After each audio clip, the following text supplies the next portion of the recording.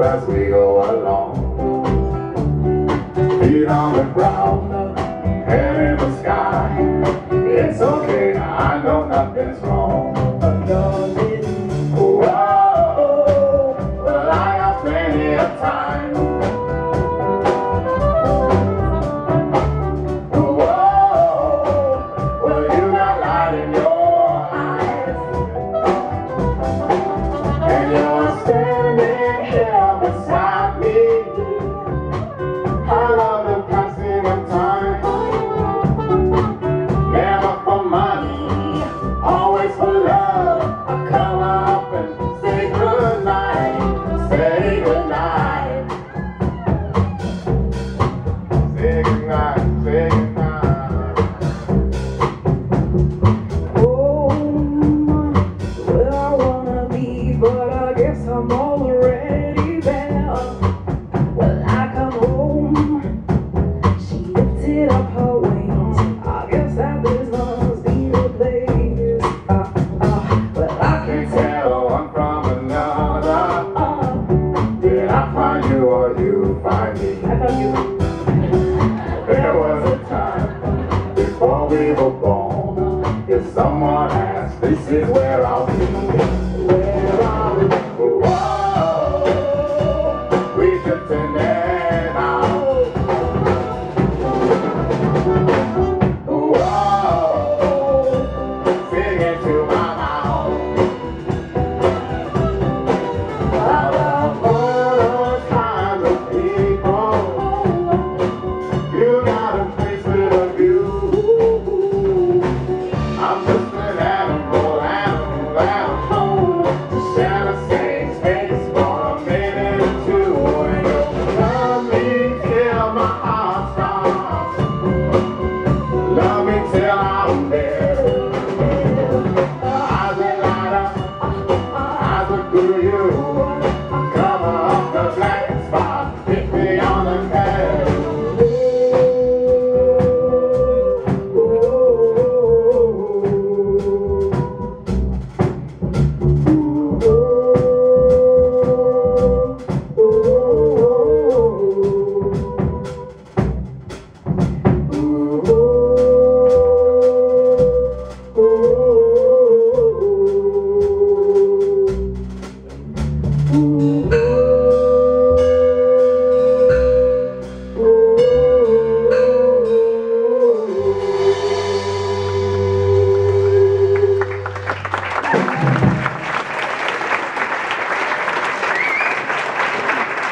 That was Talking Heads song.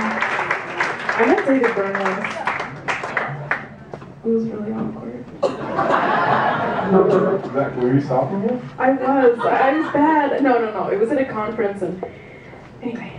But I met him. I got to, I talked to him for like 22 seconds. That seems like it's a lot of FaceTime with David Byrne. I know. I guess that's a better way to look at it. Yeah, it's pretty good. That's a better way to look at it. Yeah. We met the guy that wrote this next song actually. We did. It was pretty great. It was pretty good.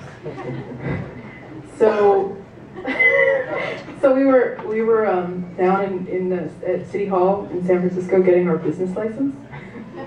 Making it official. And so we were just coming out of City Hall, and this guy comes up to us and he says, "Hey you over there, hey you." Of course, we tried to just walk. Bastard. Yeah, we did. But then so we're hitting, he's like, "Hey you," and then he's like, "Stevie Wonder's down there." We were like, "Who?" Because wait, when do you hear that? When do you hear that? And you're like, oh, Stevie Wonder's over there. I've heard that exactly once. And so, of course, we went there.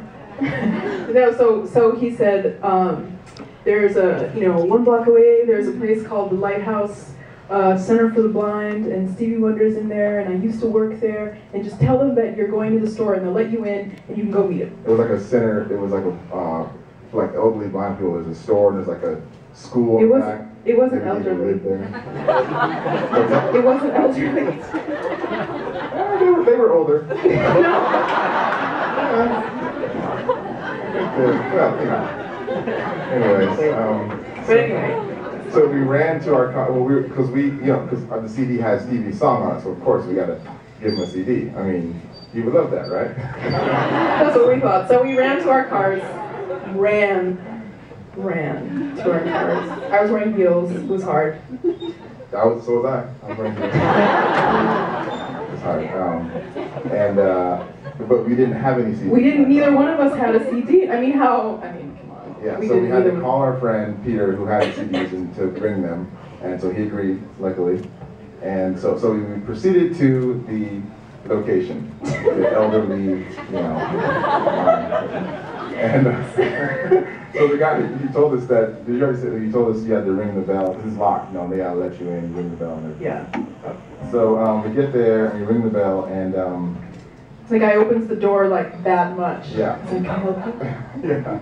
And so you can't see, I couldn't see Stevie at this point, but you could just feel the Stevie. out of the doors and everything. So I was just kind of like, but luckily McLeod was like, yes, we're here for blind supplies. That's not what I said. That's exactly what you said. That's not what I said. I did not. So the guy's like, he's like, well, actually, you're in luck today. We have a special guest here.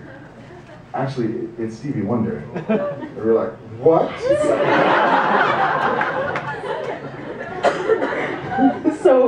So he lets us in, and we walk in, and Stevie Wonder's like, there he is. He's surrounded by people, and they're taking pictures with him, and we kind of don't know what to do. We're like standing in the corner. We decided staring. It's probably the best. Just stare at him. That was our strategy, which worked. We were able to stare. Yeah. And so he went back. So he goes back to this other area, and he's like giving like a motivational speech and everything, or something like that. And then all of a sudden he just breaks out into "Sunshine of My Life."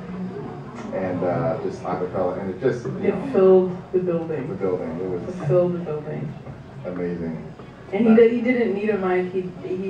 And what he gives off when he sings is huge. It truly was a gift of a moment. And yeah. So then he kind of gets rushed away. His handlers. And there's these 2 big black SUVs, and so we're losing our opportunity, right? We haven't said anything, and we stared. So the one SUV pulls away, but we know which one Stevie's in because we're staring. So Peter gets there right then. And our friend Peter, who we called for the CDs. Yeah, so he has the CDs, and we're like, he's in his car, and we were like so close. We were just chickening out, totally, yeah. And then he's just this Russian guy, and he was just like, go, give him a CD. And it worked. We were like, okay, yes, okay. So we go over there, and in the passenger side, one of his handlers in there, got the window down a little bit. And so I go up to I'm just knock on the window, please, sir. And I'm like, hey, yeah, we're big fans of Stevie's. We recorded this song. We just wanted to. And then Stevie just rolls down his window. It's like, hey, man, what's going on? So open, so warm, so just ready to talk to us. Ready to love. So he shook our hands. He shook our hand twice. He shook my hand like 3 or 4 times. I wasn't counting, but he's really nice though. We gave him the CD, and